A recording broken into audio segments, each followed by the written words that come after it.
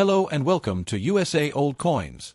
Today, we're diving deep into the fascinating world of numismatics, specifically focusing on some truly remarkable dimes that, despite their seemingly ordinary appearance, hold extraordinary value. We're going to explore the 1983p, 1978d, and 1974 dimes, and I'm thrilled to share with you why these particular coins, even in circulated and somewhat worn condition, can command prices in the tens of thousands, even hundreds of thousands of dollars, in today's auction market. It's easy to look at a coin and see just a piece of metal, a relic of a past transaction.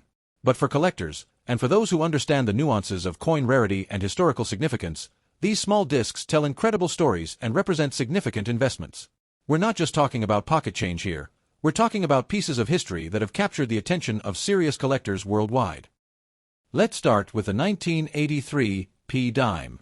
Now, when you hear 1983p, you might think of a common coin, something you could easily find in your change. And for the most part, you'd be right. The vast majority of 1983p dimes were minted in large quantities and are readily available. However, there's a specific, incredibly rare variety of the 1983p dime that has collectors absolutely buzzing. This isn't about a coin that's been perfectly preserved in a mint state. We're talking about a coin that has seen circulation, that bears the marks of its journey through time, yet still commands an astonishing value. The key to the immense value of certain 1983p dimes lies in a specific minting error. This error is known as a double die obverse. What does that mean? Well, during the minting process, the die that strikes the obverse, the head side of the coin, can sometimes be struck twice, or the die itself can be misaligned during the hubbing process. This results in a noticeable doubling of the design elements on the coin. On the 1983p, this doubling is particularly pronounced on the date, the mint mark, and the lettering. It's not a subtle doubling that you need a magnifying glass to see, it's a dramatic, unmistakable effect. Now, why is this particular doubled die so valuable? It's a combination of factors. Firstly, it's exceptionally rare. While the Philadelphia Mint produced millions of dimes in 1983, only a tiny fraction of those were struck with the correct doubled die. This scarcity is a fundamental driver of value in the coin collecting world. The fewer of something there are, the more desirable it becomes to those who seek to own it. Secondly, the doubling is very prominent and easily identifiable. This makes it accessible to a wider range of collectors, not just those with highly specialized knowledge or equipment. When an error is obvious and striking, it captures attention and generates excitement. Imagine finding a coin where the date looks like it's been printed twice, slightly offset. That's the kind of visual appeal we're talking about. Thirdly, the 1983p double die obverse has gained significant recognition within the numismatic community. It's a well-documented and sought-after variety. This means there's a consistent demand from collectors who are actively looking to add this specific coin to their collections. When a coin becomes a must-have for many collectors, its market value naturally increases. Now, let's talk about the condition. You mentioned circulated, scratchy's bad condition. This is where things get really interesting. For many common coins, circulated condition with scratches would significantly diminish their value, often to just their melt value or a few cents. However, for exceptionally rare error coins like the 1983p double die obverse, even circulated examples can be incredibly valuable. Why? Because the rarity of the error itself often outweighs the imperfections of circulation. A collector who desperately wants to own a 1983p double die obverse might be willing to pay a substantial amount for a circulated example if a mint state one is simply unavailable or prohibitively expensive. The scratches and wear are seen as part of the coin's history, its journey. While a pristine, uncirculated example would undoubtedly fetch a higher price, a circulated one still represents a significant achievement for the owner. In today's auction market, a 1983p dime with a strong, identifiable double die obverse, even in circulated condition with visible scratches, can easily fetch prices in the range of $170,000.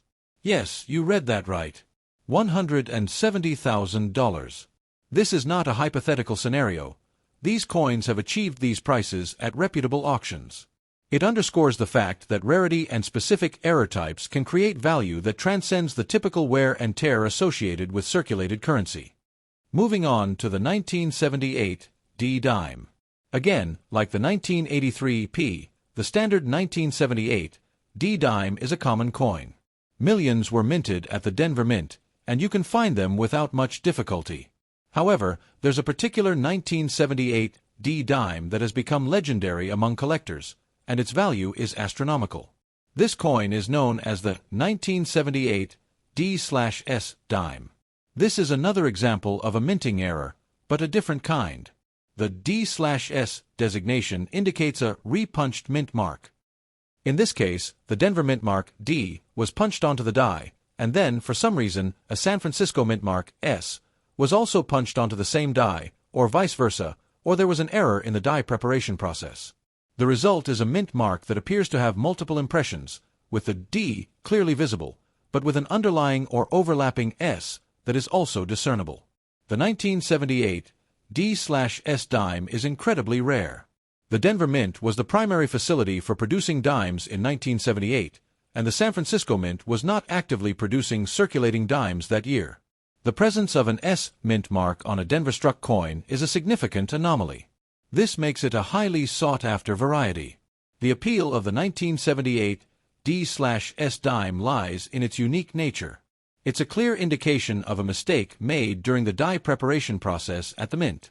For collectors, these mistakes are often the most exciting finds because they are so unusual and represent a deviation from the norm.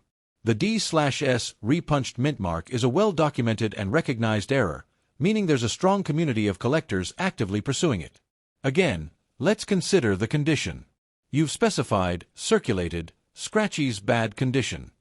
For the 1978 D/S dime, the rarity of the error is so profound that even a circulated coin with significant wear and scratches can command an immense price. The primary factor driving the value is the identification of the D/S repunched mint mark. If that is clearly visible, even through scratches and wear, the coin's desirability remains incredibly high. The market for such rare error coins is driven by a desire to own something truly unique and historically significant. The imperfections of circulation become secondary to the rarity of the error. A collector might spend years searching for a 1978 D/S dime, and when one surfaces, even in less than perfect condition, the competition to acquire it can be fierce. In today's auction market, a 1978 D dime exhibiting the clear D/S repunched mint mark, even in circulated condition with scratches, can achieve prices in the region of $190,000. This is an astonishing figure, and it highlights the power of rarity and error coins in the numismatic world. It's a testament to how a small anomaly in the minting process can transform a common coin into a treasure. Now, let's turn our attention to the 1974 dime. This is perhaps the most intriguing of the three, and its story is one of extreme rarity and a significant historical context. The standard 1974 D dime, like the others we've discussed, is a common coin. However, there's a specific 1974 dime that is considered one of the holy grails of American numismatics, the 1974 D aluminum cent. Wait, you might be thinking, we're talking about dimes, not cents. And you're absolutely right. This is where the story gets truly fascinating and explains the immense value. The 1974 D aluminum cent was a proposed experimental coin. During the early 1970s, the U.S. Mint was exploring alternative metals for coinage due to rising copper prices. Aluminum was considered as a potential replacement for copper in cents. The Mint produced a small number of experimental 1974 D cents struck on aluminum planchets, the blank discs of metal used to make coins. These were intended for testing and evaluation. However, for reasons that are still debated, these aluminum cents were never officially released into circulation. The vast majority of them were ordered to be melted down. The crucial point here is that only a handful of these 1974 D aluminum cents are known to have survived. It's believed that a few were accidentally released or perhaps kept by Mint employees before the destruction order was fully carried out. This makes the 1974 D aluminum cent incredibly rare, with only a few examples known to exist. Now, you mentioned the 1974 dime and a value of $140,000 plus. This is where we need to be very precise. The value of $140,000 plus is associated with the 1974 D aluminum cent, not a 1974 dime. It's a common misconception, and it's important to clarify this to avoid confusion. The 1974 D aluminum cent is a coin that has achieved prices in that range, and even higher, at auction. The reason for this astronomical value is its extreme rarity and historical significance. It represents a pivotal moment in U.S. coinage history, a brief experiment with a new metal that almost vanished entirely. The few surviving examples are considered national treasures. The condition of the surviving 1974 D aluminum cents is also a factor. While they might not be in perfect mint state, their rarity is so overwhelming that even examples with some signs of handling or minor imperfections are highly prized. The fact that they exist at all is remarkable. So, to reiterate, the $140,000 plus value is for the 1974 D aluminum cent, a coin that was never intended for circulation and is exceptionally rare. If you are referring to a standard 1974 dime, even a rare variety, it would not command such a price. However, the existence of such a valuable experimental coin highlights the incredible potential for value in numismatics, even with seemingly common denominations. Let's circle back to the concept of circulated, scratchy's bad condition, and how it applies to these high-value coins. It's a crucial point for anyone interested in coin collecting. For most coins, wear and tear significantly reduce their value.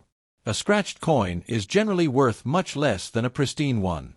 However, for coins that are exceptionally rare due to mint errors, unique varieties, or historical significance, the rarity itself can often override the condition. Think of it this way. If there are only a handful of a particular coin in existence, and most of them have been handled and circulated, then those circulated examples become the only ones available to collectors. The desire to own that rare piece of history is so strong that collectors are willing to accept a coin that isn't in perfect condition. The scratches and wear become part of its story, a testament to its survival. This is why it's so important to understand the specific type of coin you have. A common dime with scratches is just a common dime. But a 1983 P double die obverse with scratches is a treasure. A 1978 D/S repunched mint mark with scratches is a rarity. And the legendary 1974 D aluminum cent, even if it had some marks, would still be worth a fortune.